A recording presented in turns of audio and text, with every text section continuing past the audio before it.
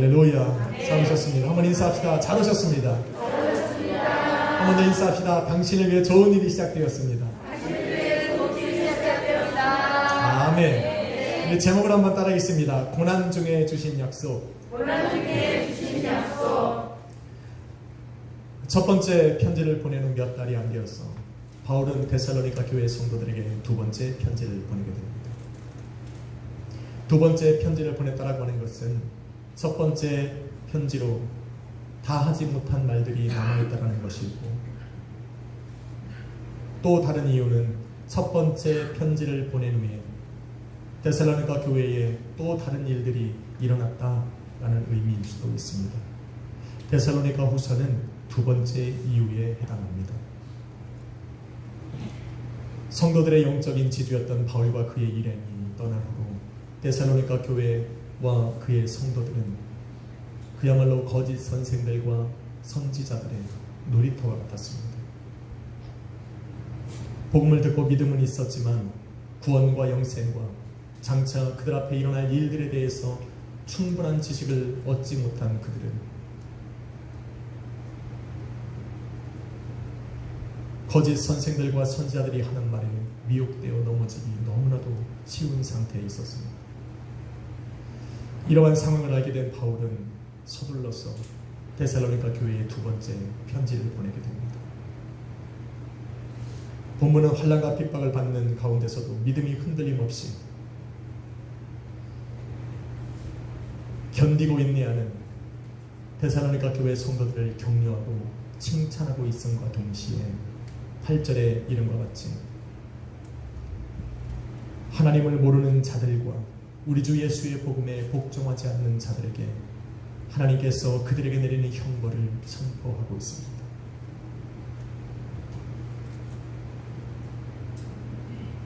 데살로니가 후서를 기록한 바울은 자신이 첫 번째 편지를 보냈음에도 불구하고 그 편지 안에 예수 그리스도를 향한 진리의 복음을 설명해 놓았음에도 불구하고 그 진리의 말씀으로 변화되지 못하고 삶을 변화시켜 나가지 못하는 그 사람들에게, 또한 믿음으로 온전히 서 있는 그 데살로니가 교회 성도들을 미워하고 박해하고 죽이고 살아가는 그 사람들에게 하나님의 심판을, 하나님의 공의의 심판을 선포하고 있습니다.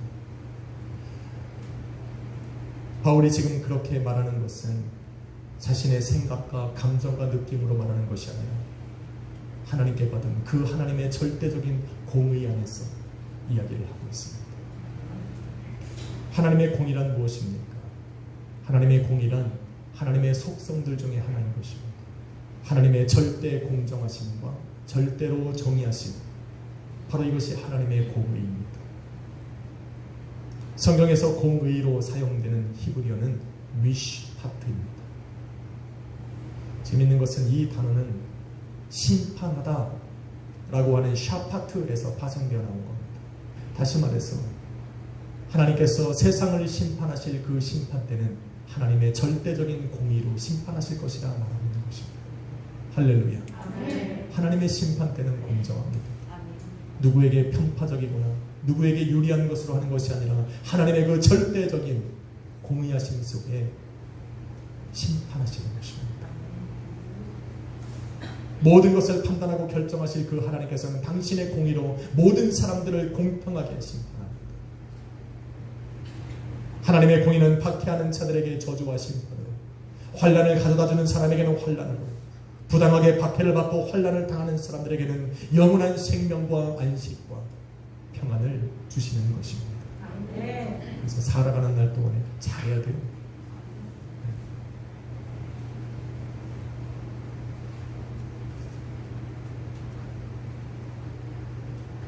심판대 앞에서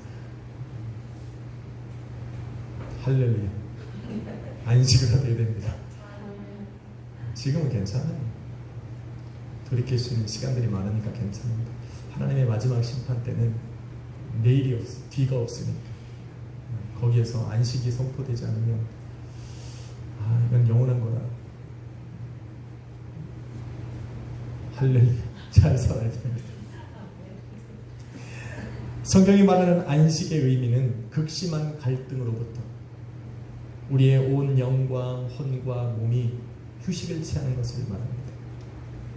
다시 말해서 세상에 살아가는 날 동안에 우리 영이 갈등해야 되고 우리의 마음과 생각이 갈등해야 되고 우리의 육체가 갈등해야 됐던 그 모든 것에서 벗어나서 휴식에 들어가는 겁니다.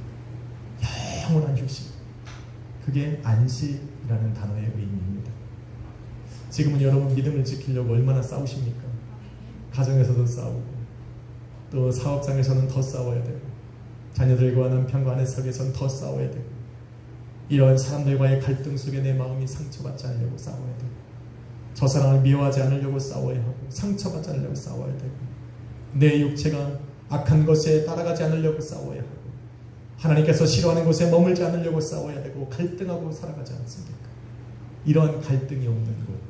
할렐루야. 네. 이런 걸 고민하지 않아도 항상 좋은 것을 택하여 걸어가고 살아갈 수밖에 없는 그곳. 그것이 바로 하나님의 나라입니다. 그래서 안식하는 이거를 하면 되나 안 되나 생각할 필요가 없는 겁니다. 그곳엔 그렇다. 유혹하는 것보다 미혹하는 것이 더 이상 없기 때문에 항상 하나님이 함께 하셔서 하나님께서 기뻐하시는 일만 할 수밖에 없는 곳. 그곳이 하나님의 나라. 그곳에 들어가야 돼요. 그러기에 세상과 마귀는 하나님을 모르고 하나님을 부인하고 외면하고 떠나간 사람들은 그 하나님의 공의로 심판하실 날을 두려움으로 기다리고 있지만 예수 그리스도로 말미암아 온 영과 혼과 몸이 거룩함을 입고 흠없이 보존함을 받는 성도들은 그날만을 기다리고 그날에 자신들이 받아 누릴 그 하나님의 평안과 안식만을 기다리며 살아가고 있기에 예수 그리스도의 그 복음에 순종하고 살아가고 있는 겁니다. 할렐루야. 바울은 이 진리를 말하고 싶었다. 이 진리를 말하면서 하나님의 공의가 입증될 날이 속히 올 것이니까 그날에는 너희를 핍박하던 자들에게는 하나님께서 영원한 형벌로 갚으실 것이고 핍박받는 너희에게는 하나님께서 주시는 영원한 안식이 있을 것이다. 단호하게 선포하고 있는 겁니다. 한번 인사합시다. 당신에게도 안식이 있을 것입니다. 믿으십니까? 왜 이것이 가능한지를 바울은 이야기해주고 있습니다. 바울은 첫 번째로 복음에 순종하며 삶을 변화시켜 나가는 성도들을 칭찬하고 격려합니다. 본문 3절로 4절에 보니 바울은 모든 박해와 환난 중에서도 성도의 인내로 견디고 인내할 뿐만 아니라 믿음이 더욱더 자라고 사랑은 더욱더 충만해지는 그 데살로니가 성도들의 참 신앙과 믿음을 칭찬하고 있습니다. 힘들죠. 내 삶에 다가오는 고난을 견디기도 힘든데 그런데 믿음은 계속 자라고 삶은 어렵고 힘들어지는데 사랑은 더욱더 그 가운데서 풍성해지니 바울은 이들을 4절에 보니까 자신이 복음을 전하러 가는 곳곳마다 이들을 자랑한다. 또 하나님 앞에 나아가서 기도할 때마다 그 데살로니가 교회 성도들 때문에 하나님께 감사한다. 그것은 자신이 전한 이 복음이 그들에게 믿음이 되었기 때문이라. 이처럼 한 성도가 보여주는 참 신앙과 믿음은 자신만 구원시킬 뿐만 아니라 함께 신앙생활하는 사람들도 복되게 만듭니다. 또한 그들에게 복음을 알려주고 함께 신앙생활을 이끌어가는 그 사람들에게도 자랑거리가 되고 감사거리가 되는 겁니다. 저도 이런 성도들을 목회하면서 많이 만나봤습니다. 한 번도 쉬지 않고 목회를 해오고 벌써 담임 목회로 10년이 넘는 그런 교회를 운영해가면서 정말 자랑하고 싶은 성도들, 그 성도만 생각하면 정말 하나님 앞에 감사할 수밖에 없는 성도들을 많이 만나봤습니다. 정말 감사한 것은 지금 우리 앞서에도 그런 분들이 있다는 거. 한번 인사합시다. 당신이 그렇습니다. 찔리면 똑바로 하시면 됩니다. 여러분 때문에 하나님께 감사합니다. 저는 목회자들이 이렇게 모이면 가끔 교회에 대해서 이야기도 나누기도 하고 또 성도들에 대해서 이야기할 수도 있고 여러 가지 이야기를 합니다. 막 성도를 자랑하는 분도 있어요. 하나님께서 가만히 기다려. 누가 한번 물어봐 주진 않아요. 목사님께도 이런 거 있냐? 한 번만 물어봐 주면 자랑은 자기네들끼리 봐요. 안 좋은 얘기할 때 목사님 그래도 그런 사람 있지? 그렇게. 그때는 저 한마디 합니다. 글쎄 아직은 없는데 생기면 그 교회로 보내겠다. 목회하면서 행복할 때가 그때입니다. 이런 성도들로 인해 하나님 앞에 감사하고 사람들에게 자랑하는 이유는 참 믿음과 신앙이 그들의 삶의 고난을 수반하기 때문에 그렇습니다. 그 고난이 그들의 삶에 있을 것임에도 불구하고 그들이 믿음을 선택했기 때문에 저는 자랑하고 하나님 앞에 감사하는 거예요. 삶을 잘 살아서가 아니에요. 성경에 말하는 그 어떤 율법도 한 번도 어기지 않고 살았기 때문에, 한 번도 가정에서 화를 내지 않고 미워해보지 않은 사람이기 때문에 사랑하고 자랑하는 것이 아니라 삶의 환난과 시련과 세상의 미움과 박해와 염려와 죽임을 당하는 그러한 고통과 아픔이 있을지라도 예수 그리스도를 믿는 믿음을 선택했기 때문에 자랑하는 거예요. 아멘. 그래서 저는 하나님 앞에 그분들을 놓고 여러분을 놓고 하나님 앞에 감사하는 겁니다. 아멘. 바로 믿음으로 살아가는 성도들에게 고난이 있다는 것을 통해서 두 가지를 확신합니다. 첫째는 마귀가 고난을 통해 그들의 삶을 방해하고 공격하고 역사할 정도로 그 사람의 믿음이 참 신앙이고 참 믿음이라는 것을 확증하고, 두 번째는 그러한 고난 가운데서도 믿음을 선택하고 굳건히 서 있는 그 사람들의 삶 속에 하나님께서 함께 계시다라는 확신을 갖는 거예요. 하나님께서 함께 하시면 고난 중에 버틸 수가 없습니다. 선한 마음이요, 그냥 무너집니다. 아유, 저 사람은 근본이 착해. 거짓말 시키지 마세요. 그런 사람들 다 무너집니다. 법 없이도 살 사람은 법 때문에, 법이 없어서 무너지고, 마음 착하면 마음 착한 대로 무너집니다. 예수님께서 우리와 함께 하시고 우리를 붙잡아 주냐 아니면 마귀가 주는 그 고난과 시련과 환난 속에 온전히 서서 믿음을 지킬 수 있는 사람 아무도 없습니다. 그래서 바울은 그 환난과 시련 중에 견디고 있냐고 승리하는 그 데살로니가 교회 성도들의 삶을 바라보면서 너희들 가운데 예수 그리스도가 함께 하시다는 확신을 던지고 있는 겁니다. 여러분을 볼 때 제 마음도 그래요. 여기서 이렇게 보면 진짜 힘들지 않은 분 없어요. 오늘도 하루 종일 일하고 오셨잖아요. 뭐 여기는 실컷 놀았겠지만 열심히 일하신 그 분들이 오늘도 와갖고 이 예배 가운데 있는 게 은혜입니다. 은혜. 할렐루야. 정말 은혜예요.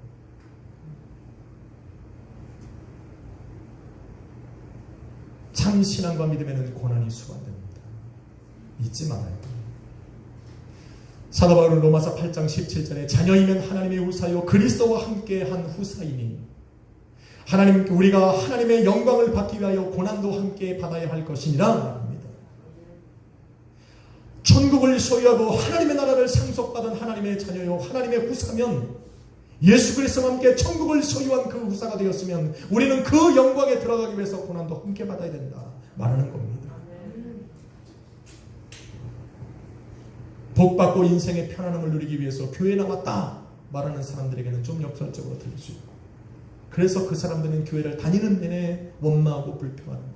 교회 나오는지 좋은 줄 알았더니 별로 안 좋다는 거예요. 이 말씀을 몰라서 그래요. 진짜 믿음은 고난이 있어야 되는데 그래도 그분은 신앙생활 제대로 했나봐요. 고난이 있는가 보니. 근데 자기가 원하는 만큼 복이 안 왔나 봐. 예수님께서는 제자들을 불러놓고 승천하시기 전에 이렇게 말합니다. 내가 떠난 후에 세상은 너희를 미워하고 박해하고 죽이려 할 것이다. 그 이유는 너희가 세상에 속한 것이 아니라 너희는 내게 속한 하늘의 하나님의 자녀이기 때문일 것이다. 아멘. 하나님은 경고하셨어요. 하나님은 알려주셨어요. 너희가 나를 따르려면 세상과 미움과 박해와 죽임 당하는 것을 감수해야 된다 말하는 겁니다. 그렇게 해야 참 제자가 되고 그렇게 해야 너희 안에 참 신앙과 믿음이 있다는 것을 알아라. 예수님께서 자신을 핍박하고 교회를 핍박하고 성도를 죽였던 사도 바울을 쫓아가서 그 사울에게 찾아가서서 복음의 사역자로 부르실 때도 여러분 사도행전 9장 16절에 보니 그가 내 이름을 위하여 얼마나 고난을 당하여야 할 것인가를 보여주고 부르셨어요. 선택을 줬다는 겁니다. 그냥 따라와 몰래 숨기. 고난이 있다는 절대 얘기 아니에요. 왜 고난이 있다고 하면 도망갈까 봐. 그런데 주님은 아니에요. 주님은 믿음을 탁 주시고 복음을 선포하실 때 미리 말하는 딱 까놓고 얘기합니다. 진짜 너가 믿음 위에 서면 세상은 너 미워할 거야. 세상과 역행해야 되니까. 너는 세상에 속할 수 없으니까. 세상에서 박해를 받을 거예요. 환난과 시련을 당할 거예요. 끊임없이 세상을 살아가면서 너의 마음과 혼과 몸은 갈등할 거예요. 그래도 올 거예요. 참 주님의 성경은 재밌습니다. 천국으로 가는 길은 좁은 길일 거예요. 그래서 사람들은 안 찾을 거예요. 넓은 길이 있는데 그곳은 수많은 사람들이 갈 것인데 그 길은 막혀있고 끊어질 것이다. 이 좁은 길로 가는 길은 구원에 이르는 길이고 막히지 않을 거다. 어디로 갈래? 알려준다니까 주님이. 그런데도 여러분 선택하시는 거예요. 아멘. 그런데 믿음을 선택하는 거예요. 아멘. 그러니 사도 바울이 안 이쁘겠네요. 하나님 여러분과 함께 안 하겠네요. 할 수밖에 없다니까요. 성경은 예수 그리스도를 믿고 구원받고 영생을 얻은 하나님의 자녀들에게 이렇게 말을 합니다. 빌립보서 1장 29절에 그리스도를 위하여 너희에게 은혜를 주시는 것은 다만 그를 믿는 믿음뿐만이 아니라 고난도 함께 주셨느니라. 사도 바울은 알고 있어요. 믿음은 항상 고난을 수반합니다. 성경이 이렇게 말하고 있음에도 불구하고 믿음을 선택하고 믿음으로 견디고 싸워나가기 때문에 사도 바울은 이들을 자랑하지 않을 수가 없는 거예요. 그리고 하나님 앞에 기도할 때마다 감사합니다. 믿음에 서 있으니까. 믿음을 택했으니까. 저희들 세대는 그나마 덜하죠. 이 세대는 더 할 거고 소유리 세대는 더 할 거예요. 그래서 제대로 가르쳐야 돼요.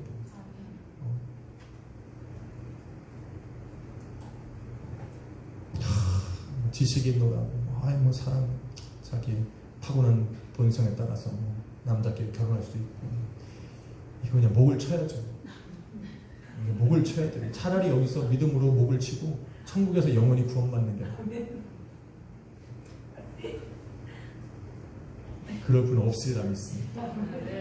좀 지나면 저도 강단에서 이런 말 못해요. 아직은 괜찮으니까 한마디 하고 넘어가겠다. 수일 알았지? 뭔 소린가 하겠지만 현실로 다가올 거예요. 진짜. 캐나다나 미국은 요즘에는 그런 것도 다 가르칩니다. 성교육을 할 때 예전에는 남자 여자의 결혼을 얘기합니다. 요즘에는 그렇지 않아요. 그렇게 해서 어떻게 가정을 꾸리는지를 다 가르쳐요.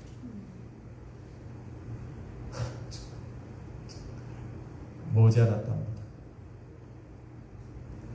믿음이라는 건 항상 고난을 수반한다는 것을 여러분은 알고 선택하신 거예요. 오늘 처음 들어보신 건 아니죠. 나 이럴 줄 알았으면 선택 안 했다. 이런 분 안 계시잖아요. 그렇죠. 이럴 줄 알았으면 안 했다. 그냥 목탁 dur기면서 하면 좋은 건 줄 알았는데 이게 아니다 싶으는 분은 지금 후회하시면 나가시면 돼요. 용락경제 알고 시작해야 된다. 괜찮지? 알고 있었지? 이건 할렐루야. 알고 있어야 돼요. 이건 진짜 알고 있어요. 그래서 저한테 와서 믿음 있는데 고난이 안 와. 믿음이 있어 고난이 온다고 보시면 진짜 두 가지를 증명합니다. 마귀가 괴롭히고 고난을 삶에 줄 정도로 우리 가정이 믿음에 서 있더라는 거예요. 아멘. 그런데 만일 믿음 안에 이 고난만 있었다면 저는 담대하게 복음을 전하지 못했을 겁니다. 그것은 사도 바울도 마찬가지예요. 복음만 전하면 저들의 삶에 고난이 당하는 어떻게 전해야긴 전하겠지만 어떻게 담대하게 전하겠냐. 믿음을 가져가야 어떻게 말합니까?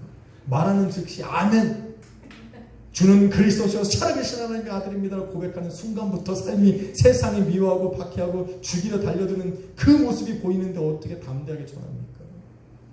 뭐 다른 분들은 뭐 쌤통이다 그러고 막 전하겠지만 저는 참 못할 것 같아요.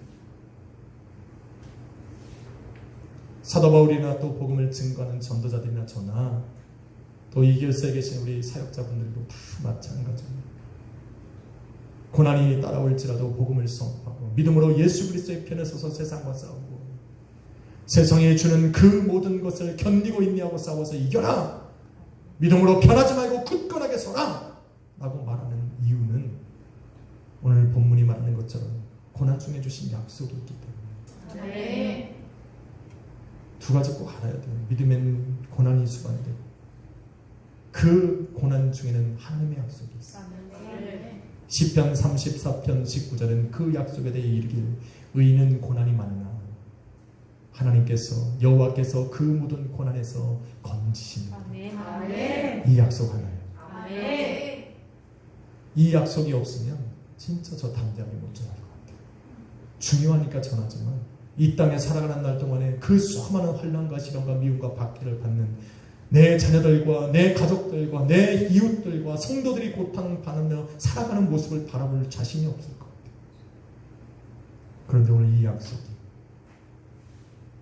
성도들로 하여금 믿음을 선택하는 이유가 되게 하고 복음을 증거하고 입술을 열어 복음을 선포하는 사람들에게 담대함이 되어줍니다. 의인은 고난이 많으나 여호와께서 그 모든 고난에서 건지십니다. 믿으시면 아멘 합시다. 한번 인사합시다. 당신도 건지실 것입니다. 믿으시면 아멘 합시다. 고난까지만 끝나면 안 돼요. 꼭 이 약속을 믿어야 돼요. 그래야 고난 중에 믿음을 택하고 살아간다. 이 약속을 믿기 때문에 저 또한 복음을 담대하게 선포합니다. 고난받는 성도들을 바라보자 마음은 아프지만 그 마음 아픈 만큼 기도하면 되는 거예요. 그 고난을 통해서 하나님의 구원하심과 역사하심을 그들의 삶에 체험하게 하여 주옵소서. 그렇게 기도합니다. 저는 그렇게 되리라 믿습니다. 그래서 바울이 이야기하는 거예요. 로마서 5장 3절로 4절에 환난 중에 우리가 기뻐하나니 환난은 인내를, 인내는 연단을, 연단은 성도의 소망을 이루느니라.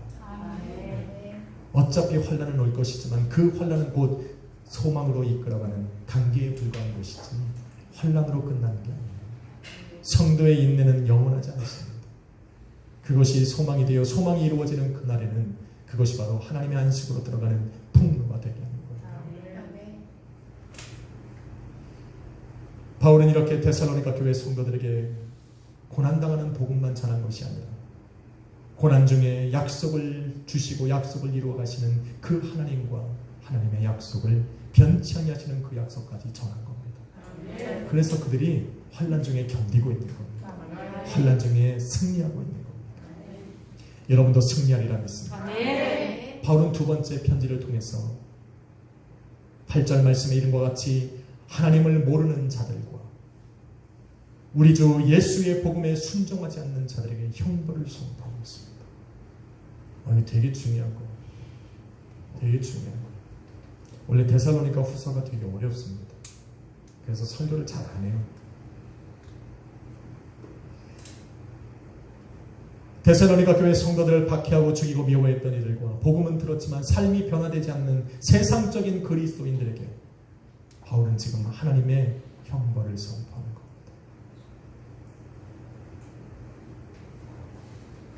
그들에게는 거짓 선생들과 거짓 선지자들의 말에 그들은 미혹되어서 하나님을 반대하고 복음은 들었지만 삶을 변화시키지 못하는 저주받은 인생을 살아갈 수밖에 없는 겁니다. 이들에게 바울은 하나님의 공의의 심판을 선포하고 있습니다. 하나님께서는 예수 그리스도를 믿는 믿음으로 인하여 세상의 미움과 박해와 죽임을 당하는 그 성도들의 아픔과 눈물과 고통을 절대로 간과하시는 분이 아니에요. 외면하거나 무시하시는 분이 아니에요. 믿으십니까? 아니죠. 이게 하나님의 마음이에요. 이걸 모르면 자기가 힘들 때 자기만 생각해.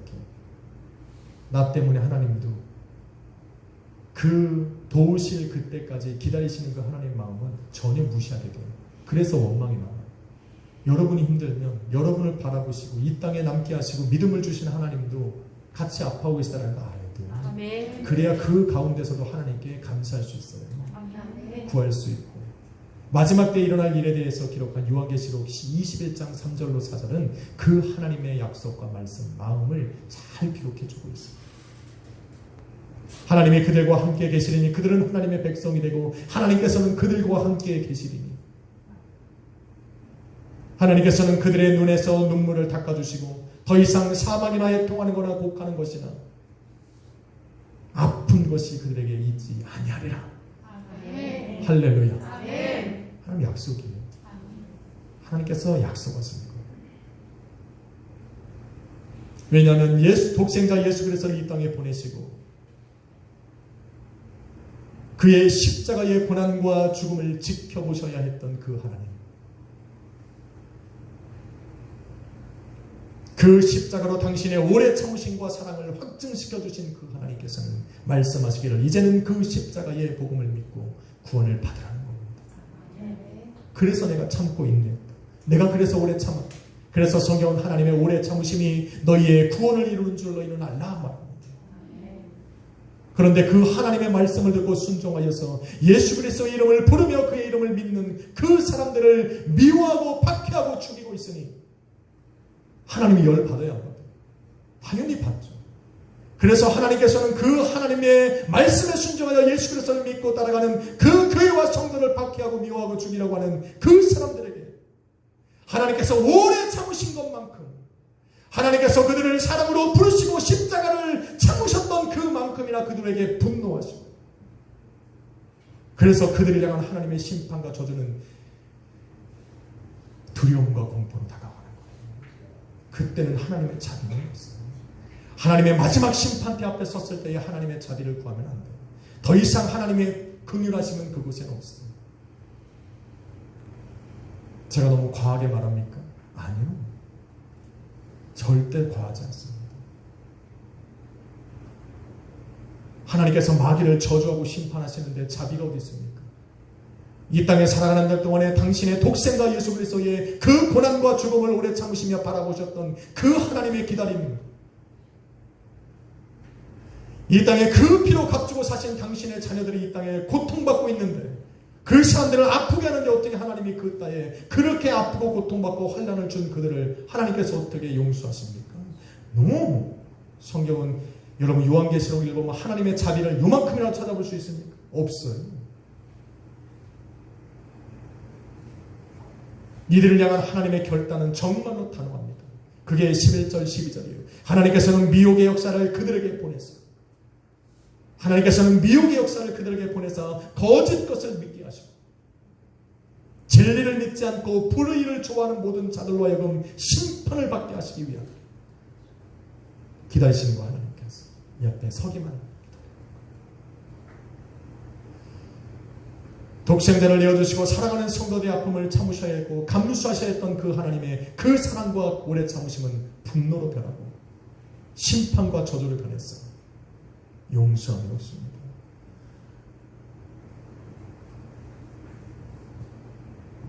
바울도 이러한 하나님의 공의의 심판을 알았기 때문에 9절에 이르기를 이런 자들은 주의 얼굴과 그의 힘의 영광을 떠나 영원한 멸망의 형벌을 받을 것이다.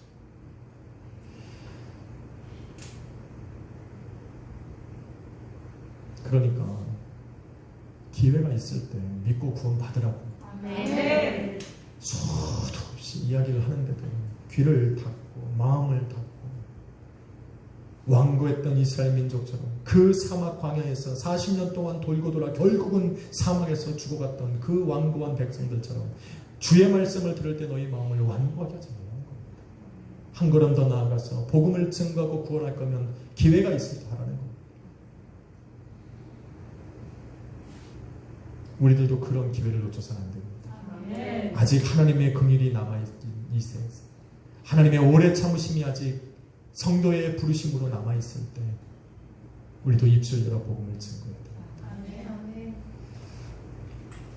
하나님, 이 바울은 성도를 믿음으로 견디고 승리하는 성도들을 칭찬하고 격려하고 그들을 박해하고 복음으로 변화되지 못한 삶을 살아가는 그들을 형벌을 선고하고 책망한 후에 이제는 다시는 눈을 돌려서 환난과 핍박 가운데서도 믿음을 지켜 살아가는 그 데살로니가 교회 성도들에게 다시 한번 시선을 돌립니다. 그리고는 두 번째 편지의 첫 장을 마지막 마무리하면서 그들을 다시 격려하기를 10절에 그날의 주님께서 강림하사 그의 성도들에게는 영광을 받으시고 그 모든 자들에게는 놀랍게 여김을 받으실 것이다. 그리고는 마지막 펜을 놓기 전에 그 첫 장의 마지막을 그들을 위한 간구와 부르짖음을 기록합니다. 그게 11절과 12절이에요. 같이 한번 읽어봅시다. 바울이 그들을 위해 기도하는 겁니다.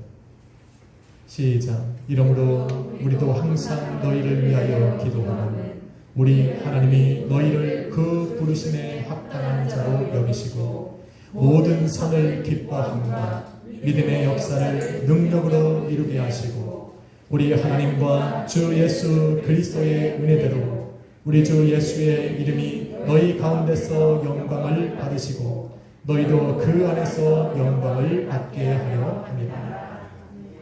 이것을 기도했습니다. 바울의 이 기도는 데살로니가 교회 성도들에게만 국한된 것이 아닙니다. 이 시대를 믿음으로 고난과 환난과 시련을 승리하고 견디고 싸워나가는 저와 여러분뿐만 아니라 모든 교회 성도들을 위한 기도인 것입니다. 그래서 주님이 응답하시리라 믿습니다. 사랑하는 성도 여러분, 로마서 8장 18절은 이렇게 말합니다. 현재의 고난은 장차 받을 영광과 비교할 수 없다. 믿으십니까? 히브리서 기자 또한 히브리서 11장 25절에 이르기를 하나님의 백성과 함께 고난 받기를 잠시 죄악의 낙을 누리는 것보다 나는 더 좋아한다 라고 말합니다.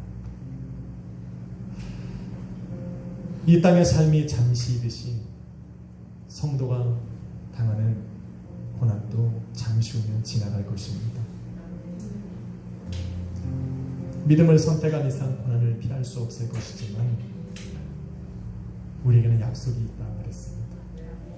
의인은 고난이 많으나 여호와께서 이 모든 고난에서 건지시리라. 여러분이 이 약속을 붙드십시오. 그 약속을 믿고 믿음을 포기하지 않을 때 고난에서 벗어나고자 잠시 죄악의 낙을 누리고자 세상과 타협하지 않을 때 하나님의 역사는 그때 시작됩니다. 그 하나님의 역사는 성도의 믿음이 되어서 믿음으로 굳건하게 서게 할 것이고 그 믿음은 그들을 이끌어서 하나님의 공의의 심판대 앞에서 영원한 평안과 안식을 선고하게 할 것입니다. 믿으십시오. 데살로니가 교회 성도들이 견디고 인내하며 걸어왔던 그 믿음의 길을 지금 저와 여러분이 걸어갑니다. 우리도 그 길을 만주합시다. 서로에게 믿음은 더욱더 자라고 서로를 향한 사랑은 더욱더 풍성해졌던 그 데살로니가 교회 성도들처럼 우리도 서로에게 사랑으로 더 풍성해지는 우리 악세의 교회가 됩니다. 할렐루야. 한번 인사하고 마칩시다. 고난을 잘 이겨냅시다. 한 번 더 인사합시다. 주님께서 고난에서 건져내실 것입니다. 믿으시면 아멘 합시다. 오늘도 그 믿음으로 오늘도 고난 중에도 믿음을 잃지 않고 살아가시는 우리 모든 성도님들 되시기를 예수 그리스도의 이름으로 축원합니다. 기도하겠습니다. 거룩하신 아버지 하나님 감사합니다. 하나님 믿음에는 고난이 따를 것이다. 오늘도 고난 중에 주님이 약속하신 그 말씀 그 모든 고난에서 건지 믿음으로 걸어갑니다. 아버지 잠시 나가는 이 고난은 지나갈 것이다. 하나님의 영광은 영원할 것이라 말씀하셨사오니 오늘도 그 영원한 하나님의 약속을 붙들고 하루하루 견디고 살아갈 때에 반드시 주님께서 회복시키시고 이 땅 가운데 높이게 만드시는 그 역사를 체험하고 간증하는 우리 성도님들 되게 하여 주옵소서. 감사드리며 예수님의 이름으로 기도했습니다. 우리 찬양 하나 드리려고 합니다. 오늘 찬양이 여러분의 고백이 되고 기도의 제목이 되기를 예수님의 이름으로 축원합니다. 내 짐이 내 짐이 무겁고 힘이 들려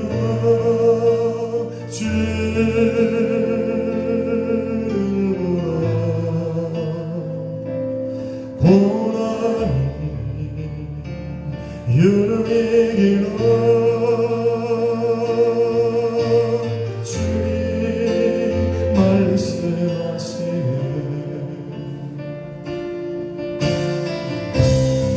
나의 가는 그 길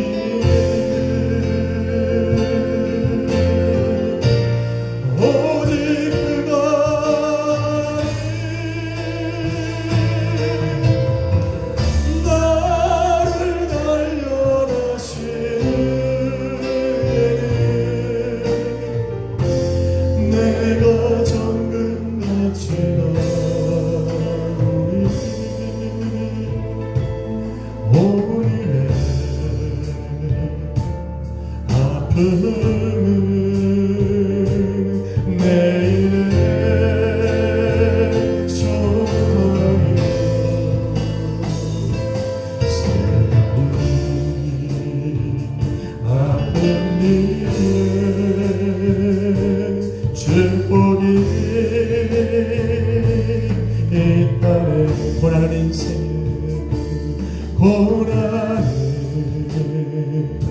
인생의 참 의미를 알게 하고 예수님 한 분으로 만족할 수 있어요. 나의 가는 그 길, 나의 가는 그 길, 오직 주가 오직 주가 하나님 나를 달려하시는 내가 정금 같지나 우리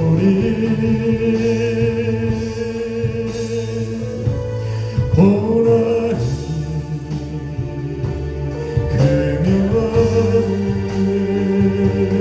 영광도 그리워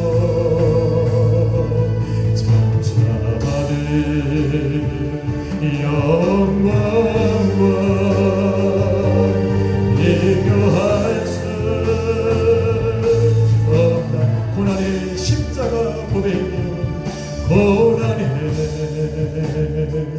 십자가 보배이며 능력이라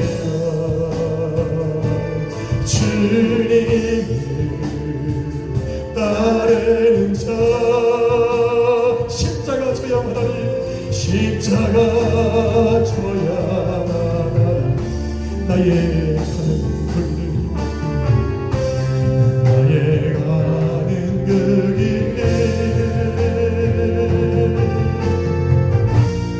오직 주가 하나님 나를 달려하시는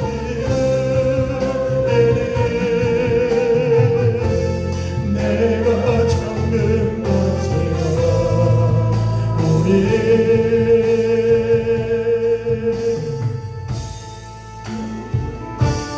좁은 길 가는 삶 생명길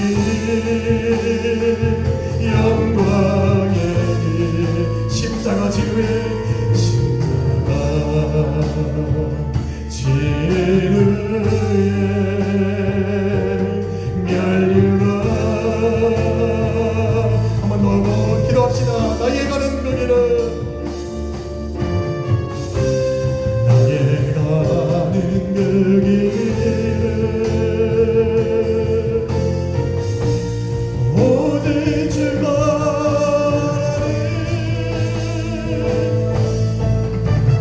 나를 달려하시는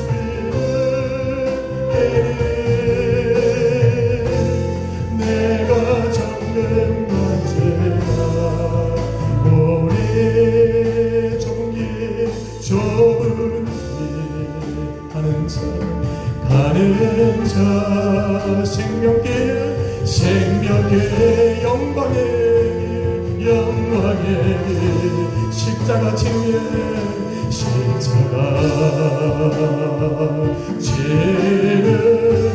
여러분 믿으십니까? 오늘 고난의 길을 걸어가는 우리를 주님이 동행하실 것이고 승리하게 하시리라 믿습니다.